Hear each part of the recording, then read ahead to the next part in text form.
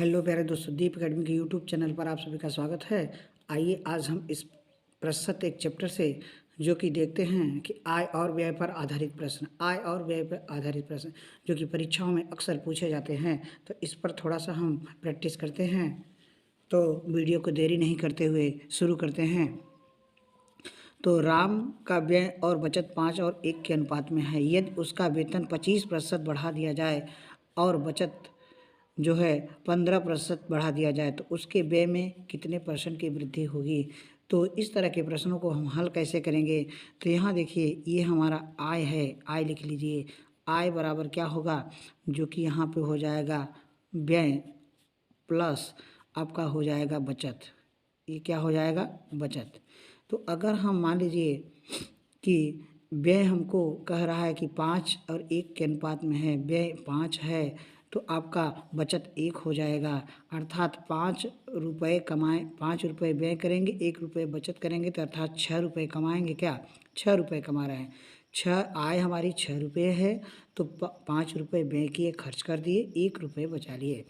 तो हमसे कह रहा है प्रश्न, यदि उसका वेतन 25% बढ़ा दिया जाए, जो आय है, आय में 25% का वृद्धि, तो सीधा 6 गुणित्ते आप 25 कर दीजिए, प्लस कर दीजिए, 25 कर दीजिए, बराबर में व्यय माने कि बचत 15%, व्यय जो है तो इसमें आप कोई परिवर्तन, इसमें यक्स परिवर्तन कर दीजिए, यक्स का गुणा।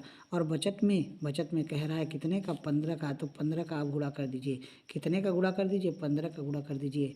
तो इसको हल करेंगे, 25 छक्का आपका हो जाएगा 150 हो जाएगा, 25 छक्का आपका 150 हो जाएगा। यहाँ हो जाएगा 5x और प्लस में ये 15 हो जाएगा। 15 को इधर लाएंगे तो ये हमको मिलेगा कितना, ये 150 माइनस 15 बराबर 5x। तो इसको घटाएंगे तो यहाँ हमको मिलेगा 5 मिलेगा, यहाँ 4 बचेगा, 3 हो जाएगा, 135। ये आपका हो जाएगा 5x के बराबर। तो x बराबर आएगा 135 बटा 5। तो 5 दूनी 10, 5 दूनी 10 और 5 सत्ते 35, 5 सत्ते 35। अर्थात हमारा जो x का मान आया, कितना परसेंट आया, प्लस में आया। प्लस में आया तो कितना है, 27%। तो उसके व्यय में कितने परसेंट की वृद्धि होगी, तो ये 27% का वृद्धि हो जाएगा। कितने का, 27% का वृद्धि हो जाएगा। तो इस तरह से प्रश्न आपसे बनेगा, तो ऐसे लगा सकते हैं। ठीक, ऐसे आगे भी क्वेश्चन देखते हैं, इसी तरह से प्रैक्टिस करते हैं कि सुनील का व्यय और बचत 3 और 2 के अनुपात में है। उसकी आय में 10% की वृद्धि और उसका व्यय भी 12% बढ़ जाता है, तो उसके बचत में कितनी वृद्धि होती है, बचत में पूछ रहा है। तो यहाँ आप लिखिए आय लिखिए, यहाँ आय लिखिए, यहाँ क्या लिखेंगे, यहाँ आप लिखिए व्यय लिखिए, यहाँ आप लिखिए क्या लिखिए, बचत लिखिए, बचत लिखिए। तो व्यय और बचत का अनुपात, व्यय 3 है और बचत कितना है, 2 है। तो इसका मतलब आय हमारा कितना होगा, 5 होगा। अर्थात 5 रुपये कमाएंगे, 3 रुपये व्यय करेंगे तो 2 रुपये बचाएंगे। फिर हमसे कहा है अब उसकी आय में 10%, तो आय जो 5 है इसमें 10 का गुणा कर दीजिए। और व्यय में, व्यय उसका व्यय 12% बढ़ जाए, व्यय 3 गुणित्ते 12 कर दीजिए, प्लस कर दीजिए, और प्लस 2 गुणित्ते x कर दीजिए। तो ये हो जाएगा 10 बचे 50 हो जाएगा। अब 12 तिहाई हो जाएगा 36 हो जाएगा। अब प्लस 2x आ जाएगा। तो 50 में से हम कितना, 50 में से 36 घटाएंगे और यहाँ लिखेंगे 2x। 50 में से 36 घटाएंगे तो आएगा हमारा कितना, 14 आ जाएगा। कितना आ जाएगा, 14 आ जाएगा। तो यहाँ 2x, तो x बराबर हो जाएगा 14 बटा 2, आएगा कितना, 7%। तो उसकी बचत में कितने परसेंट की वृद्धि होगी, तो 7% हमारा कौन सा विकल्प हो जाएगा, दूसरा विकल्प हो जाएगा। नीलम के व्यय बचत में 5 और 3 का अनुपात है। नीलम का व्यय और बचत 5 और 3 का अनुपात है। तो यहाँ लिखिए आय लिखिए, यहाँ आपको लिखना क्या है, व्यय, और यहाँ क्या लिखना है आपका, बचत। तो बचत, आय अगर ये 5 और ये 3 के अनुपात में है, 5 और 3 के अनुपात में है, तो इसका मतलब 5 3 8 ही कमा रहे हैं। कितना कमा रहे हैं, 8 कमा रहे हैं। तो ये 5 3 8 कमा रहे हैं। तो हमसे कह रहा है कि आय में 12% का वृद्धि, आय जो है 12% बढ़ाइए। कितना बढ़ाएंगे, 12%। तो आय में 12% का 12 का गुणा कर दीजिए। और व्यय जो है, व्यय हमारा कितना हो जाएगा, ये आपका व्यय में बोला क्या है, व्यय में 15, तो 15 का गुणा कर दीजिए और प्लस 3 में यक्स का गुणा कर दीजिए, तो 12 अट्ठे कितना होता है 96 हो जाएगा, 12 अट्ठे 96, और ये आपका कितना हो जाएगा 15 पचे 75 हो जाएगा, और प्लस यहाँ पे 3 यक्स हो जाएगा। तो 96 में से आप घटाइए 75 घटाएंगे आएगा 3 यक्स, ये आपका यहाँ पे आ जाएगा 1 आ जाएगा, यहाँ क्या आ जाएगा 2 आ जाएगा, तो ये आ जाएगा आपका 3 यक्स। तो यक्स बराबर हो जाएगा 21/3, तो 3 सते 21, अर्थात इसमें उसकी बचत में कितने % की वृद्धि होगी, तो 7% का दूसरा विकल्प आपका हो जाएगा, दूसरा विकल्प हो जाएगा। ऐसे ही क्वेश्चन आगे भी प्रैक्टिस करते हैं। रमन अपनी आय का 80% व्यय कर देती है। रमन अपनी आय, यहाँ लिखिए आय, यहाँ लिखिए व्यय, यहाँ लिखिए व्यय, और यहाँ लिखिए बचत। तो जब 100% रमन कमाएगी तो व्यय कितना करेगी भाई 80%, अर्थात 20% बचाएगी, तो 20% बचाएगी, यहाँ लिख दीजिए 20%। तो इसका रेशियो बना दीजिए, ये सब रेशियो 5 बनेगा, इसका यहाँ पे 4 बन जाएगा, इसका यहाँ पे 1 बन जाएगा। अब हमसे जो प्रश्न कहा उसी तरह, यदि उसकी आय 25% वृद्धि हो जाए, आय में 25 का गुणा करिए, इसमें आप 25 का गुणा कर दीजिए, और व्यय में आपको कितना कहा है, उसके व्यय में 10% वृद्धि, तो व्यय ये आपका 10 का गुणा कर दीजिए, और बचत में यक्स का गुणा कर दीजिए, तो ये हो जाएगा 125, 25 है 125, और ये 10 चौके 40, और ये प्लस यक्स हो जाएगा। तो 125 में से 40 घटाइए, तो 125 में से अगर 40 घटाएंगे तो ये यक्स के बराबर आएगा, यहाँ 5 आ जाएगा, यहाँ आपका 5 आ जाएगा, 12 में से 4 गया आपका 8 आ जाएगा, अर्थात 85%। कितना हो जाएगा 85%, आपका 85%। ठीक, ऐसे आगे भी क्वेश्चन को प्रैक्टिस करते हैं आराम से। एक व्यक्ति अपनी आय का 76% व्यय करता है, उसकी आय में 20% वृद्धि होने पर वह अपने व्यय में 15% की वृद्धि कर देता है, तो उसके बचत में कितने प्रतिशत का लगभग परिवर्तन होगा। यहाँ आप लिखिए क्या भाई आय लिखिए, यहाँ आप क्या लिखिए व्यय लिखिए, और यहाँ क्या लिखेंगे बचत लिखिए, यहाँ क्या लिखिए बचत लिखिए। आय हमारा अगर 100% है, व्यय हम 76% कर दिए, तो बचत हमारा कितना हो जाएगा, बचत जो हमारा हो जाएगा ये 24% हो जाएगा, 24% हो जाएगा। इसको हम कटाएंगे 4 से, 4 छके 24 हो जाएगा, 19 चौ 76 होता है, और 4 से कटाइए ये 25 हो जाएगा, 25 हो जाएगा, अर्थात 19 और 6 का जोड़ ही तो हमको 25 आएगा। तो इस तरह से ये आय हमारा 25 हो गया, व्यय हमारा कितना हो गया 19 हो गया, बचत हमारा कितना हो गया 6 हो गया। तो हमसे प्रश्न कहा है कि आय में 20% की वृद्धि, आय हमारा 25 गुणित 20 कर दीजिए, और व्यय उसके व्यय में 15%, तो 19 का गुणा आप 15 में कर दीजिए, और प्लस 6 का गुणा यक्स में कर दीजिए, 6 यक्स कर दीजिए इसको। जब बचत में कुछ नहीं है तो वही पूछ रहा है, यक्स कर दीजिए। तो ये हो जाएगा 25 दूना 50, आपका हो जाएगा कितना 500 हो जाएगा, 25 दूना 50 आपका कितना हो जाएगा 500 हो जाएगा। 15 नौइयाँ 135 के 5 हो जाएगा 13, और 15 एका 15, 15 और 13, 15 13 हो जाएगा आपका 28, 285 हो जाएगा, और प्लस कितना आ जाएगा 6 यक्स।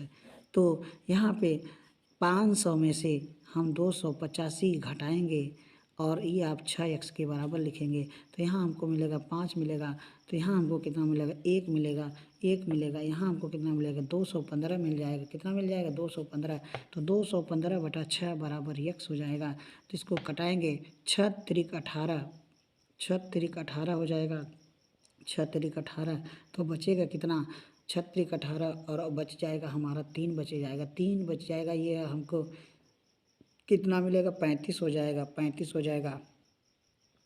तो आपका हो जाएगा 6 पंजे 30, 6 पंजे 30, तो 6 पंजे 30 लगभग आपका 35%, और 6 छः के 36 ज़्यादा हो जाएगा, लगभग ये आपका 35% के बराबर हो जाएगा, कितने के 35% के बराबर हो जाएगा।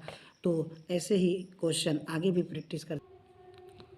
किसी स्कूल में लड़के और लड़कियों की संख्या का अनुपात 3 और 2 है, यदि लड़कों का 25% और लड़कियों का 25%, 20% लड़के और 25% लड़कियां को छात्रवृत्ति प्राप्त होती है, तो कितने प्रतिशत छात्रों को छात्रवृत्ति प्राप्त नहीं होती। इस तरह से प्रश्न पूछ रहा है।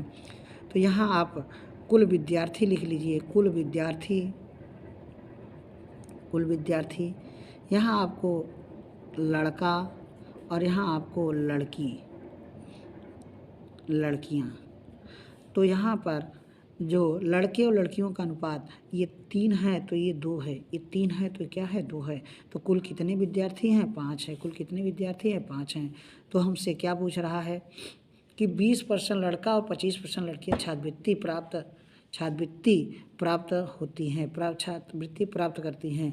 तो कितने प्रतिशत छात्रों को छात्रवृत्ति प्राप्त नहीं होती। तो नहीं होती, कितने प्रतिशत छात्रों को छात्रवृत्ति प्राप्त नहीं होती। तो छात्राओं कितने प्रतिशत, तो इसमें 5 गुणित x बराबर, ये आपका लड़का को कै परसेंट छात्रवृत्ति 20% मिलता है, तो इसका मतलब 80% नहीं मिलता, 80 का गुणा कर दीजिए। और प्लस लड़कियों को कै परसेंट 25%, तो इसका मतलब 2 गुणित आप कर दीजिए कितना 75 कर दीजिए। ये छात्रवृत्ति पाने वाले हैं। तो यहाँ पे हमको मिल जाएगा कितना भाई कि यहाँ 5x हो जाएगा।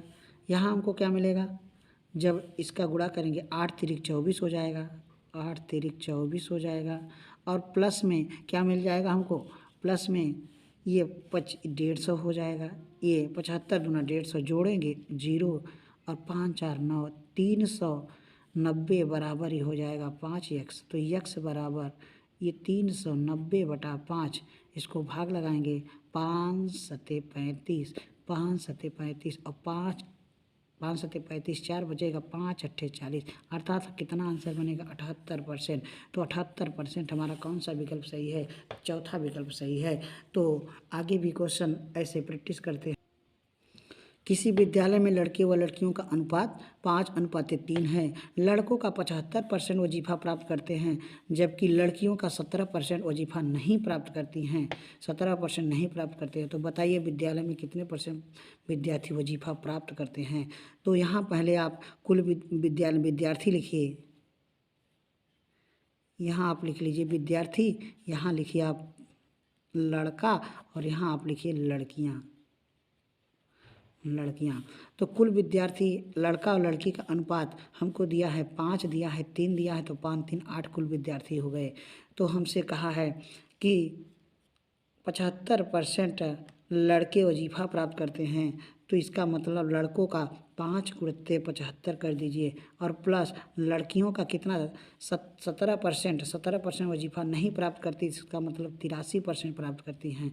और ये 8 गुणित x कर दीजिए, यहाँ 8x लिखेंगे, यहाँ आप गुणा करेंगे 5 × 5 = 25 हो जाएगा और 5 × 7 = 35, 35 और 2 = 37 हो जाएगा, 375 हो जाएगा। इसका गुणा करेंगे 3 तिरिक का 9 और 8 तिरिक 24 हो जाएगा। जब इसको जोड़ेंगे तो 9 5 14 हो जाएगा, कितना हो जाएगा 9 5 14 हो जाएगा।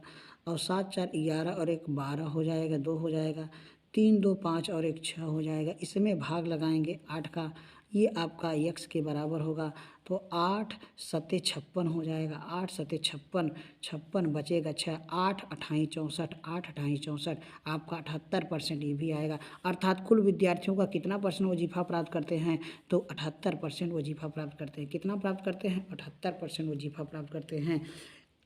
तो क्वेश्चन पे बने रहिए, ऐसे ही क्वेश्चनों पर प्रैक्टिस करते हैं जो कि परीक्षाओं में अक्सर पूछे जाते हैं। किसी विद्यालय में लड़के व लड़कियों का अनुपात 3:2, तो विद्यालय में लड़के और लड़कियों का अनुपात 3:2 है। तो यहाँ कुल विद्यार्थी लिखिए, कुल विद्यार्थी और यहाँ आप लिखिएगा क्या, लड़का लिखिए, यहाँ आप लड़का लिखेंगे और फिर यहाँ प्लस क्या लिख देंगे, यहाँ लड़कियाँ लिख देंगे, तो लड़कियाँ लिख देंगे। कुल विद्यार्थी और लड़का लड़की का अनुपात कितना है, 3 है 2 है, तो कुल विद्यार्थी कितने हो गए, 5 हो गए। तो लड़कों का कै %, 40% और लड़कियों का 45% हिंदी बोलते हैं। तो बताइए कितने % विद्यार्थी हिंदी नहीं बोलते। इस तरह से प्रश्न पूछ रहा है, हिंदी नहीं बोलते। तो यहाँ 5 गुणित x कर दीजिए, कितने परसेंट लड़कों का बोल रहे हैं 40%, तो 3 गुणित 60 कर दीजिए, जबकि 40 बोल रहे हैं तो नहीं बोलने वाले हो गए 60%, प्लस लड़कियों का 45% हिंदी बोलते हैं तो 55% नहीं बोलते, 2 गुणित 55 कर दीजिए। तो इसका गुणा करेंगे 6 18 हो जाएगा, और प्लस 55 दूना 110 हो जाएगा, ये आपका 5x हो जाएगा। ये कितना हो जाएगा? 5x हो जाएगा।